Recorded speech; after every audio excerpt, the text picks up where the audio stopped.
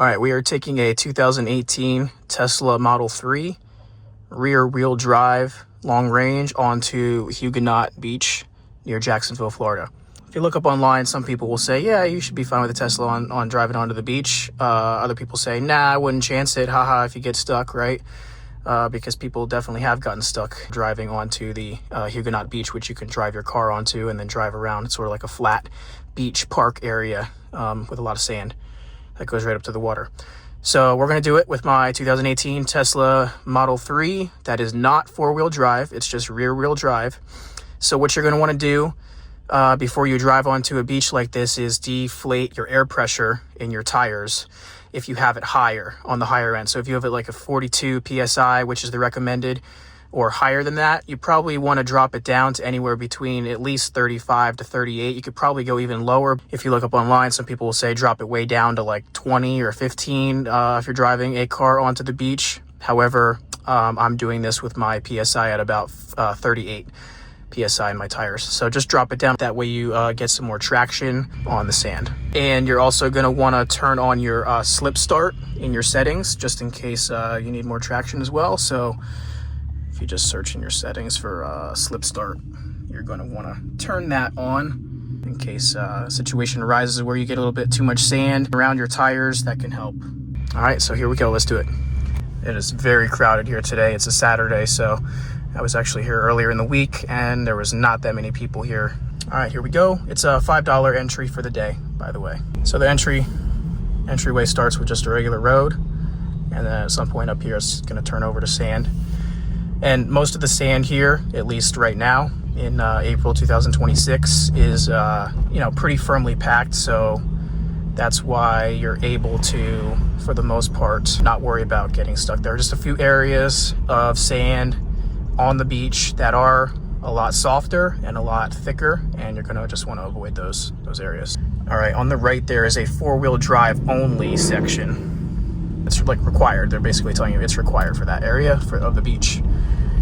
So don't chance any non-four-wheel drive vehicle in that area. This is the other main area over here.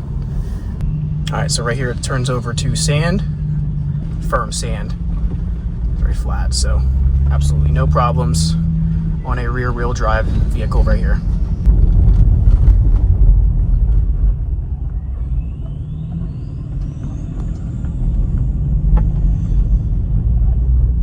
All right, back onto a little bit of road, and then it turns into sand again up here. So there's areas here you can camp at, little park areas, picnics, nature center, beachside parking.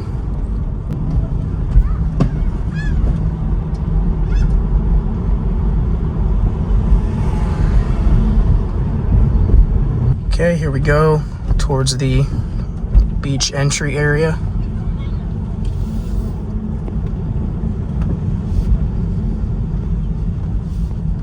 This area here is very firm sand, like I said, and flat, so absolutely no issues for a rear-wheel drive vehicle as long as you have good tires.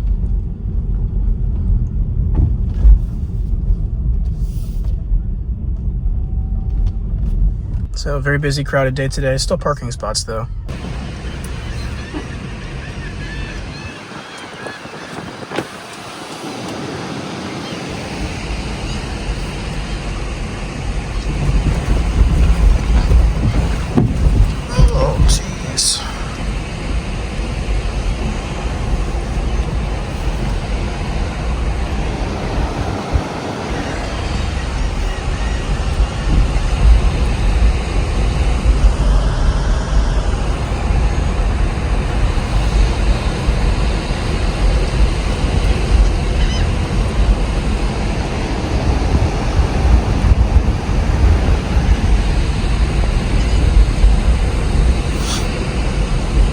Wasn't sure if I'd make it because I just have a rear wheel drive, but it is the long range model. Still, it's not four-wheel drive, and the signs say four-wheel drive recommended. And I did some reading online beforehand, and a lot of people who recommended that you do not take this little trip excursion if you have a Tesla that does not have all-wheel drive. But I got here. I guess it probably depends on the conditions of the sand, which can change throughout the year, because the sand's pretty firm. It's packed. There was only a little tiny portion of, I'd say, like softer sand where I was sinking just a little bit on the way in here, on the like the narrow little lane on the way in to the main beach area. But actually on the beach itself, the sand is firmly packed, and not having any issues. Pretty cool.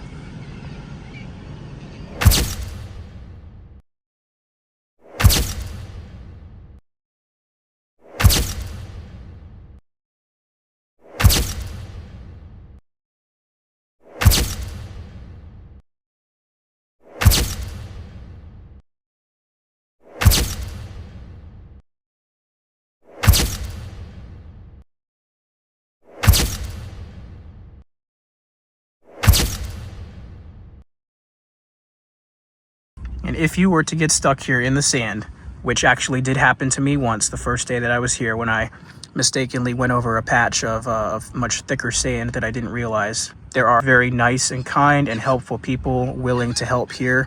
So don't panic if you do get stuck in the sand somewhere. Sure, your last option would be to call for a tow. From what I've been told by the rangers here, that can cost like $250 just for the local towing company to come out here and winch your vehicle out of the sand. However, there are people here who are usually on the beach who have winches and mechanical equipment on their Jeeps, on their trucks, and they are super nice and willing to help. Literally within 3 minutes of me getting stuck on that small patch of sand there the other day, 3 people had driven by me and stopped and asked me if I needed help and offered to help. And the one guy had a mechanical winch on his Jeep, on the front of his Jeep, so he was able to park in front of me and just sort of pull my car right through the sand. That was very cool, very helpful. Thank you to Jeff and Lorinda for stopping and helping me out. Just make sure you avoid the thicker patches of sand and stay on the flat, firm sand. All right, there we go. Driving a rear-wheel drive Tesla Model 3 onto Huguenot Beach in Jacksonville, Florida. Hope you enjoyed.